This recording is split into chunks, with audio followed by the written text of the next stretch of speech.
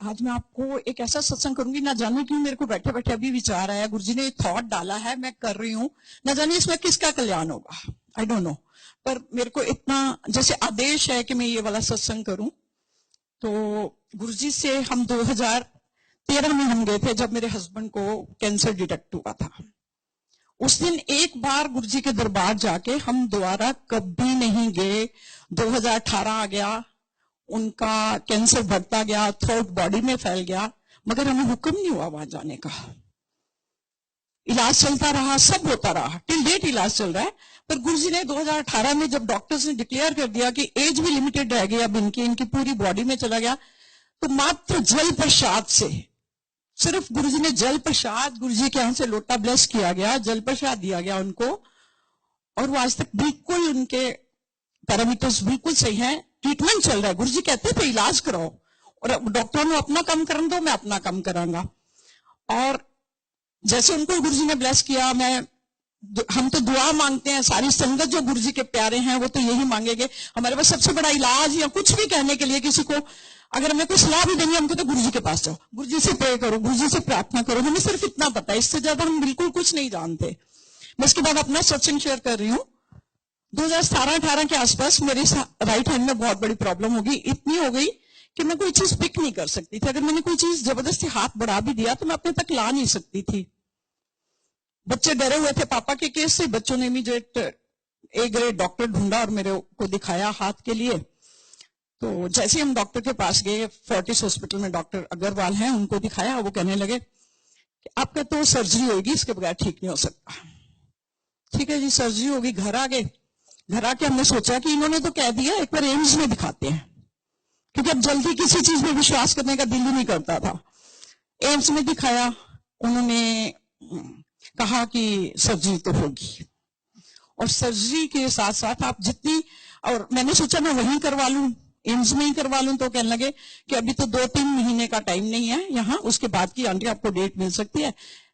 तो हस्बैंड कहने लगे कि हम ऐसे डॉक्टर रमाकांत से इलाज करवा रहे हैं, तो क्या उनसे कहते जितनी जल्दी आप करवा लोगे सर्जरी, उतने रिजल्ट अच्छे आएंगे। ठीक है जी, हमने डिसाइड कर लिया कि अब हम रमाकांत जी से, उन्होंने कहा वो एम्स से ही गए हैं, कॉम्पिटेंट डॉक्टर है, आप उनसे करवा सकते हैं। हम चले गए, सोच लिया करवा लेते हैं। अब टेस्ट वेस्ट भी हो गए, रूम बुक हो गया, सब कुछ हो गया। मैं ना अपने घर में शाम को प्लांटिंग कर रही थी, तो साथ वाली आंटी दिखाई दी। उन्होंने मेरे को कहा कि क्या हो गया, इतने दिन से दिख नहीं रहे हो। तो मैंने बड़े आराम से बता दिया कि ऐसे ऐसे ना आजकल मेरे बाजू में बड़ी प्रॉब्लम मेरी बढ़ गई है, तो मेरे को ना डेली हॉस्पिटल चक्कर काटने पड़ते हैं, तो मैं इस वजह से नहीं आप घर में नहीं रहती हूँ।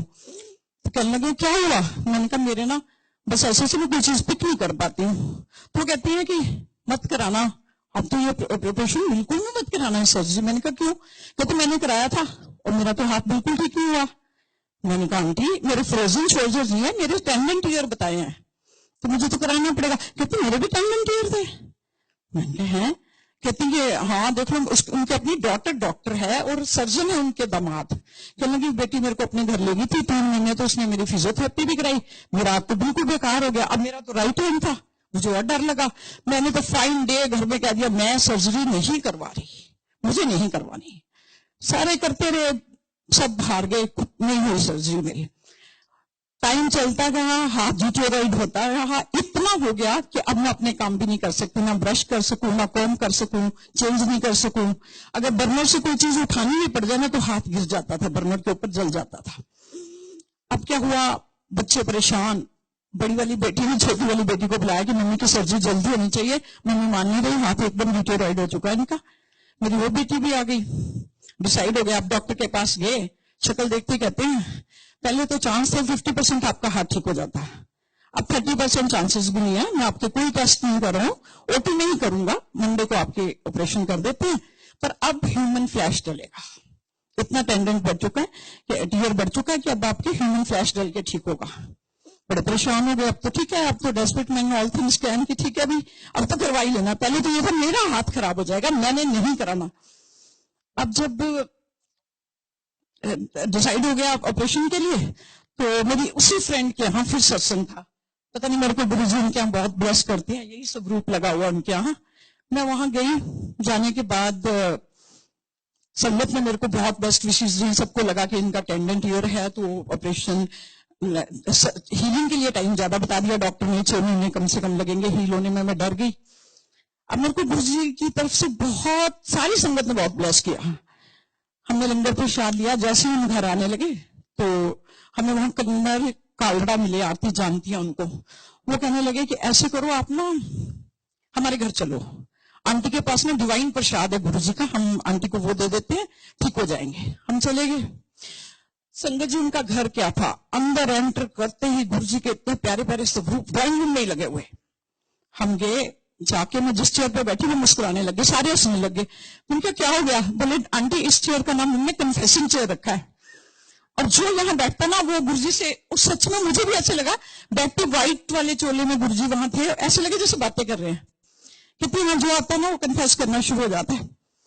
तो मुझे भी यही लग रहा है कि गुरुजी सच्ची डायरेक्ट टॉक कर रहे हैं। इतनी उन्होंने उसमें शक्ति डाल रखी, इतनी शक्ति।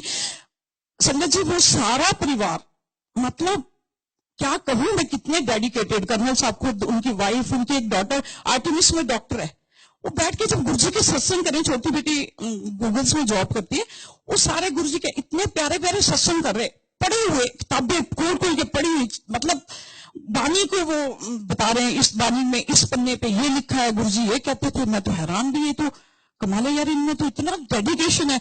हम तो बस कष्ट आया भाग्य गुरुजी के पास, गुरुजी ठीक कर दो, गुरुजी ठीक कर दो, गुरुजी हाई ऑपरेशन ठीक करा देना। अब तो पहले ये था ऑपरेशन ना कराना, अब ये था कि गुरुजी ठीक हो जाए, हाथ ठीक हो जाए, राइट हैंड जाता ना रहे।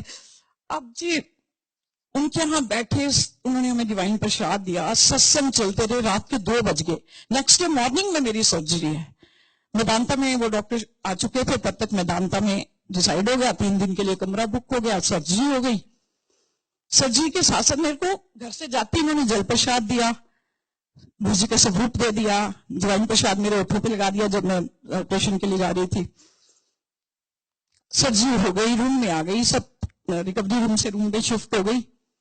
रात के 1-1:30 बजा तो मुझे लगा, मैं डीप एनेस्थीसिया में थी, मुझे लगा कि मेरे ना सीने पे बहुत भारी बोझ है, मैं क्या करूं।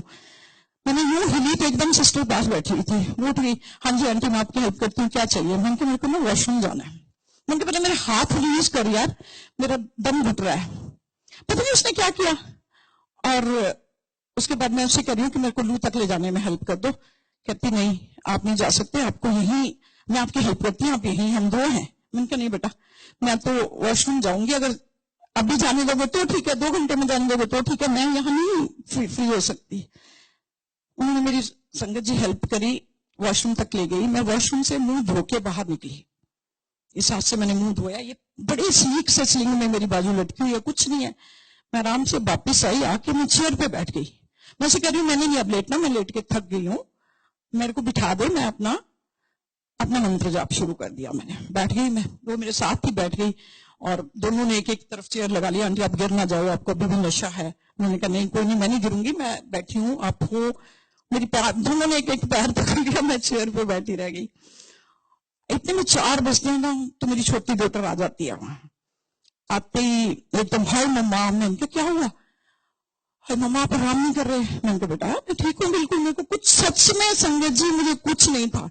मेरी एज में ऑपरेशन के बाद तो इनवाइटेबल है, मुझे कष्ट आने ही आने हैं, फिर मैं बिल्कुल ठीक थी। तो कहती है, मैंने कहा बेटा इतनी जल्दी क्यों आ गई तू, अभी बजे कितनी 4? मैंने कहा तू क्या करने आ गई? कहती मम्मा हमने ना आप सीडी देखी जिसमें आपका ऑपरेशन हुआ ना, हमने वो सीडी देखी, आप कितने कष्ट में थे मम्मा, आप कितना करा रहे थे रिकवरी रूम में, तो हमें नींद कैसे आती, इसलिए मैं तो उठ के आ गई। इसलिए आ गए इधर, इन्होंने तो रात को मैं धक्के मार के स्कर्ट बाहर निकाला, वरना हम तो जाते भी नहीं जितने ट्रबल में आप थे। और मुझे तो सच में संगत जी, विद द ग्रेस ऑफ गुरुजी मेरे को कोई प्रॉब्लम नहीं थी। कहा मेरे दिमाग में एक धुन बैठी थी कि मेरा राइट हैंड गया, और 30% हुआ तो कितना ठीक होगा, क्या मैं काम कर सकूंगी, क्या मैं घर को मेंटेन कर सकूंगी, क्या मैं ब्रश गैस अपने काम कर सकूंगी? मुझे तो बिल्कुल उम्मीद नहीं, बहुत डर गई मैं अपने राइट हैंड को लेके। और वो इतना बढ़िया ठीक है, आप सब देख सकते हैं मेरा राइट हैंड ऊपर नीचे सारा जाता है, जबकि मैंने कोई फिजियोथेरेपी नहीं कराई। और जब ऑपरेशन हुआ तो ह्यूमन फ्लैश भी नहीं डला, उसी को स्टेपल किया उन्होंने, और डॉक्टर ने कहा कि आपको 6 महीने लगेंगे रिकवरी में, क्योंकि हमने स्टेपल डीप किए हुए हैं, तो आप ना फिजियोथेरेपी पूरी करेंगे। हाँ डॉक्टर साहब बिल्कुल करूंगी, जबकि मैं बहुत चोर हूं इस मामले में, पर उनको मैंने पूरा आश्वासन दिया ये तो रहा मेरे अपने सत्संग का। अब कहते हैं ना गुरुजी हैं, गुरुजी बहुत दयाल है, बहुत दयाल है। हम तो मतलब जो इनके ओरे में जहां तक गुरुजी की नजर तो न जाने कहां तक जाती है। आप एग्जाम्पल देखेंगे इसका। मेरे ऑपरेशन के अगले दिन ही जैसे सवेरे में ठीक हो गई, 10 साढ़े 10 बजे डॉक्टर विजिट पे आ गए। तो मैंने कहा डॉक्टर साहब मेरे को घर भेज दो, मैं बिल्कुल ठीक हूँ। वो भी कहते हैं यार आप तो कल वाले लग ही नहीं रहे, आप तो बिल्कुल फ्रेश लग रहे हो। ठीक है कहते हैं, फिर कहते हैं अच्छा अभी तो आप छुट्टी मांग रहे हो, अगर मैं आज ना आता, मेरा तो आज वो डे ही नहीं, मैंने तो आज आना ही नहीं था, मैं तो विजिट पे आया हूँ। आपके साथ वाले रूम में जो लड़की आई है यंग गर्ल थी, ये भी सेम प्रॉब्लम लेके आई है, पर अभी मेरा कोई काम नहीं है वहां, तो मैं आपकी छुट्टी कर देते हैं। अब मेरे को बड़ा अंदर से जैसे गुरुजी ने कोई थॉट डाला, मैं हाउस कोट डाले डाले उनके यहाँ चली गई, इसलिए पहना हुआ मैंने। और मैंने जैसे उनके कमरे में एंटर किया, वो लेडी तो मेरे कंधे पे सिर रख के रोना शुरू हो गई। मैंने कहा क्या हो गया, क्या हो गया जी, आप कुछ बताओ क्या हो गया। अब हमारे पास तो गुरुजी करने के सिवाय कुछ होता ही नहीं, गुरुजी सब ठीक कर देंगे, आप क्या क्या हो गया जी, क्या हो गया। वो कहने लगी ऐसे ऐसे बिटिया परसों, मतलब वो लोग गुजरात के रहने वाले थे, ठीक से हिंदी भी नहीं बोल पाती थी। कहती ऐसे बच्ची मेरी ना परसों ड्राइव करते हुए जा रही थी, फ्रेंड्स वगैरह रहे होंगे कि गिर गई, गाड़ी में से गिर गई और नीचे गिर गई, दरवाजा खुल गया, गिर गई, इसको चोट आई, खून वून कहीं निकला नहीं, सब घर ले गए। घर ले जाने के बाद उसको हाथ में उसका एक तो चल रहा, दूसरा उसकी मेमोरी फेड हो रही है। अब उधर डॉक्टर साहब कह ही चुके थे मुझे कि अभी मेरा कोई काम नहीं है, अभी ब्रेन वाले करेंगे, उसके बाद इसका ऑपरेशन होगा, अभी तो टेम्परेरी स्लिंग में डाल ही रखा है। तो मुझे बड़ा, मैं उनको कहा अच्छा नहीं नहीं प्लीज आप घबराइए नहीं, आप घबराइए नहीं, गुरुजी साहब ठीक कर देंगे, गुरुजी का मैं आपको जल प्रसाद देती हूँ, मैं आपको। उसने कुछ नहीं सुना हुआ गुरुजी के बारे में, और मैं उसको राग लाते जा रही हूँ, मैं आपको जल प्रसाद दूंगी, डिवाइन प्रसाद दूंगी, और उसमें ना मंत्र लिखा, आप वही पढ़ते रहना। गुरुजी के स्वरूप पे मेरे लिखा हुआ था ओम नमः शिवाय शिव जी सदा सहाय। मैंने कहा वो मंत्र आप पढ़ते रहिए और बाद में ना आप शुक्राना करने चले जाना गुरुजी का। जैसे मैं उनको सामान देने गई ना, मुझे कुछ पैसे देने को ही, मैंने गुरुजी का स्वरूप दिया, जल दिया, डिवाइन प्रसाद शायद प्रसाद था वो दिया, तो मुझे पैसे देने के लिए मैंने कहा नहीं नहीं इसका कोई कीमत नहीं है, आप इसको रखिए, आप आखिर में जब ये ठीक हो जाती है तो आप ना गुरुजी के मंदिर शुक्राना करना जाना। कहती शुक्राना मतलब उसको पता ही नहीं। तो मैंने कहा थैंक्स करने जाना, इसको दर पे लेके जाना, बड़े मंदिर जाना, वहां गुरुजी का थैंक्स करना, ठीक हो जाएगी।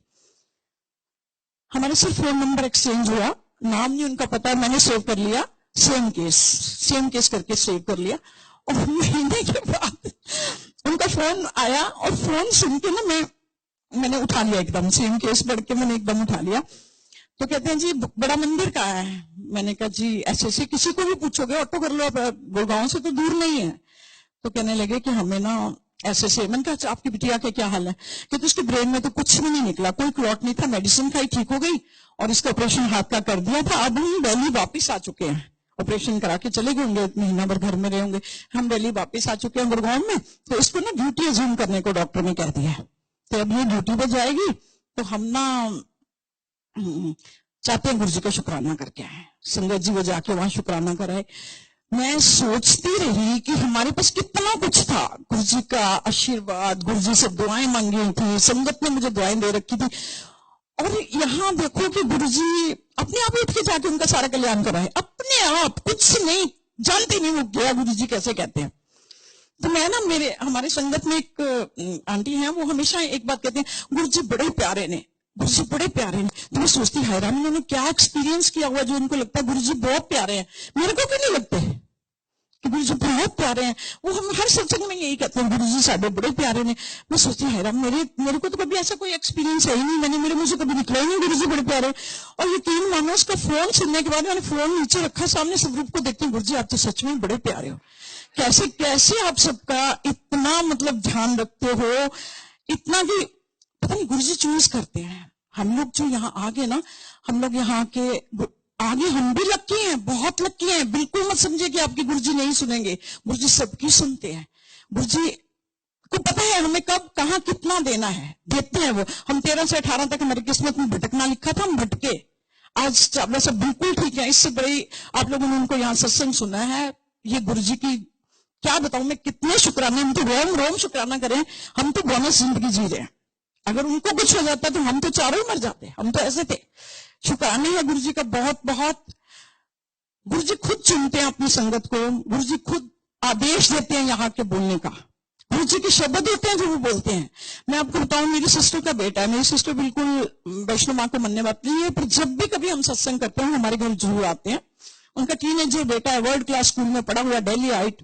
वो क्या करेगा, जब भी आता पीछे बैठ जाता है और अपने फोन से खेलता रहता है। तो सिस्टर मेरी सत्संग अटेंड कर लेती है, लंगर प्रसाद करता है, चले जाता है।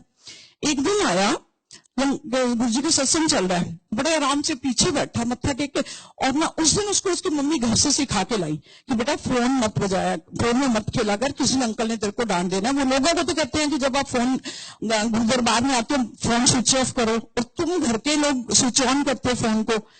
तो उस दिन वो बच्चा सबसे पीछे जाके बैठ गया, फोन ऑफ था उसका। थोड़ी देर में मैं देखती हूँ उठ के सारी संगत को क्रॉस करते हुए आगे आके बैठ गया। और हम जब गुरुजी का घर में दरबार लाते हैं, राइट हैंड साइड पे हम गुरुजी का भोजन प्रसाद रखते हैं, वो टेबल लगाते हैं, वो बिल्कुल वहीं बैठ गया।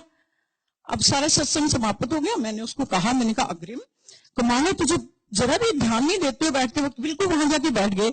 अब जब जिसने भी भोग प्रसाद के लिए जाना था उसके लिए मुश्किल हो रही थी। कहते यार मैं क्या करता, इन्होंने मेरे को आगे बुला लिया, इन्होंने इशारा करके इन्होंने ना मुझे आगे बुला लिया, ऐसे इशारा किया, मैं उठ के आगे आ गया। मैं यहां आया तो मुझे कहता बैठ जाओ, कहते मुझे कहते हैं बैठ जाओ, कहते मैं बैठ गया। अभी मैं बैठा हूं तो उन्होंने अपने दोनों पांव मेरी गोदी में रख दिए और इशारे से कहा दबा, ऐसे इशारा कर रहा है। कितना डायरेक्ट हुआ है। अब देखो सही इस बात को, जो बच्चा, मतलब मैं आपको बता रही हूँ, सारा दिन क्रिकेट बजाता है, कोई कुछ नहीं पता उसे सिवाय क्रिकेट ही भगवान है उसका, बैट को साथ लेके सोने वाला बच्चा। वो अपने आराम से और चरण दबाता रहा। समझिए आज की डेट में वो बच्चा ऐसा है कि वो उसके स्टडी रैक पे गुरुजी का स्वरूप रखा है, वो बैट उठाने से पहले गुरुजी को नमस्कार करता है। उसका इंप्रेशन जो इतना प्यारा बच्चा, जिसने मतलब सिर्फ मतलब हुरदंग बच्चा, एकदम पैम्पर्ड चाइल्ड, और वो बच्चा इतना गुरुजी की उसमें है, गुरुजी ने खुद लिया अपने औरे में। ये गुरुजी के अनंतम वो है, किसको चुनते हैं, कहाँ घर बैठों का कल्याण करते हैं, कहाँ क्या करते हैं, ये वो ही जानते हैं। आखिर में संगत जी, मैं अपने सारे सेवादारों को जय गुरुजी कहती हूँ और इनका बहुत बहुत धन्यवाद करती हूँ। आप जानते हैं ये सारा यूट्यूब, ये सेवादार जो है हमारे दिल्ली मंदिर में बार बार बताया जाता है कि गुरुजी का आदेश है, जो सेवादार कहते हैं उसको मानिए। हमारे वहां एक बात हम सब यही जानते हैं कि जो सेवादार कह रहे हैं वो गुरुजी का आदेश है, मतलब गुरुजी उनकी जुबान पे सवार हैं। आप सोचिए सेवादार कितने ब्लेस्ड हैं। एक तो वो काम कर रहे हैं, हम सब देखो आए हैं, अपना 2 घंटे होते हैं हमारे 1 से 3 के बीच, कोई कभी भी आता है वो हमारे पीछे पीछे है, आराम से एक अच्छा सा हमें एटमोस्फेयर मिलता है बैठने का, चाय प्रसाद आ जाता है, हमारे हाथ से गिलास ले जाते हैं। ये सारा गुरुजी का अगर दरबार भी लगाना, इसमें भी समय लगता है। लंगर प्रसाद और सिटिंग प्रसाद की तो बात ही अलग है कि कोई कैसे बैठा, क्या अरेंजमेंट किया, कैसे किया, ये सारा सेवादारों पे है। हमारे बड़े मंदिर में सेवादास को तो हम गुरु मानते हैं, हम लोग बिल्कुल नहीं उनको डिसोबे करते उनके, क्योंकि गुरुजी ने कह रखा है जो वो कहते हैं मेरा आदेश है, उनको मानो। हमारे वहां लाखों के गिनती में लोग दर्शन करते हैं गुरुजी के जन्मदिन पे, मतलब कितनी गिनती बताऊं मैं आपको बता नहीं सकती, इतनी भीड़ हो सकती है, कोई भी क्रॉस हो सकता है। मगर हमारे जो सेवादार हैं वो डटे हुए हैं, धूप में, बारिश में, ठंड में, कभी कोई क्लास नहीं, ना पब्लिक का ना ट्रैफिक का, इतने अच्छे से संभालते हैं वो, इतना उनका वो है। सो अपने सभी सेवादारों को मैं बारंबार जय गुरुजी और शुक्राना कहूंगी। और संगत जी, एक बहुत बड़ी बात हम सब इस चीज को सोच लें कि 2 घंटे से कोई भी बैठा, हम लोग बैठा अपना ध्यान लगा रहा है, शब्द वाणी सुन रहा है, दिमाग में जा रहा है, कहीं ना कहीं जाके किसी की कभी ना कभी थोड़ी बहुत कंसंट्रेशन बनती है, गुरुजी से लगाव होता है, गुरुजी दिखाई देते हैं, गुरुजी को हमारी लगता है कि हमारी कोई सुन रहा है। उस बीच प्लीज जब मंत्र जाप हो रहा होता है, प्लीज हम लोग एक कोशिश करें, हम जहां हैं वहीं स्टिल हो जाएं, जहां है वहीं स्टिल हो जाए, क्योंकि हम तो अभी पहुंचे दरबार में। जो पहले से बैठे हैं उनकी न जाने कैसा लगाव लगा हुआ है, कैसी धुन लगी हुई है, कैसे गुरुजी की ब्लेसिंग्स आ रही है उनके पास। ये जो इनकी एन्चांटिंग है ना, हमारे शब्द प्रसाद की, हमारे शब्द जो हम शब्द भी नहीं, मैं कहती हूँ 5 मिनट का मंत्र जाप जो है उसमें 5 मिनट 44 सेकंड्स लगते हैं। इसमें तो सेवादारों को भी पूरा हक है कि वो अंदर आके बैठे और अपने उसका वो अमृत अपने कानों में वो भी ले। इतना महत्व है इस चीज का। हमारे सत्संग में हमारे मंदिर जाने में एक ही महत्व है गुरु सत्संग जी, हमें सिर्फ डिसिप्लिन में रहना है। हमें जल प्रसाद, चाय प्रसाद, भोजन प्रसाद, लंगर प्रसाद जो भी हमें मिल रहा है, हमें उससे पूरा उसका आखिरी दाना तक खाना है, ये समझ के कि गुरु प्रसाद है, वो लंगर दाल रोटी से सब्जी नहीं है, वो प्रसाद है। उसको बड़े मान सम्मान से खाइए, आपके अंदर जाती है, आपने एक अलग सी एनर्जी देता है। जल प्रसाद की बोतलें इधर उधर कभी मत फेंकिए, अगर आपका जल प्रसाद बच गया प्लीज अपने घर ले जाइए। और सबसे बड़ी बात, कभी भी दरबार में आते वक्त हम अपने फोन बाहर ही बंद कर दें। हाँ, झूठ मैं नहीं कहती किसी का काम नहीं है, आपका काम, आपकी कोई ऐसी अर्जेंट मीटिंग्स है तो यू कैन गो आउट ना वहां। और उससे बड़ा जो गुरुजी कहते थे, यहाँ आए हो, मेरे घर आए हो, मेरे पास आए हो, अब गुरुजी के लिए आए हैं, उनको विश करो। हम आपस के रिलेशन बनाना शुरू हो जाते हैं, मैं आपसे मिलूं, इनसे मिलूं, उनसे मिलूं, नहीं, बाद में बहुत टाइम है। जब आप लंगर प्रसाद कर लेते हैं, आप इतना बड़ा कैंपस है, मजे से मिलिए, कोई वो नहीं है।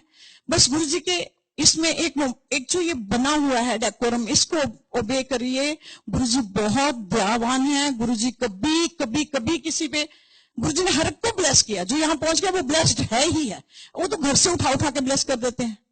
हमारी आपकी तो बात ही कि हम तो थोड़ा सा तो पुरुषार्थ करते हैं यहाँ आने में। हमने 5 महीने हो गए संगत जी मुझे यहाँ आए, शायद ही कोई संडे होगा कि हम न्यू जर्सी में हो और हम मंदिर ना आए हो। गुरुजी ने बहुत ब्लेसिंग्स दी हैं, यहाँ के ऐसे लगता है घर में आ गए हैं, परिवार में आ गए हैं, और बड़े अच्छे से टाइम पास हुआ। गुरुजी ने बहुत बहुत बहुत ब्लेसिंग्स की कि यहाँ दरबार गुरुजी का हमें पास में मिल गया। हमें लगता ही नहीं कि हम अपने देश से कहीं बाहर हैं। अब मैंने नेक्स्ट मंथ चले जाना है, फिर गुरुजी ने चाहा तो दोबारा आएंगे, दोबारा मिलेंगे। मेरी सभी सेवादारों को बारंबार जय गुरुजी है, और गुरुजी उनको हमेशा बख्शे रखे इस सेवा से, उनको इतना तंदुरुस्त रखे, इतना वो करें कि वो अपनी निष्ठा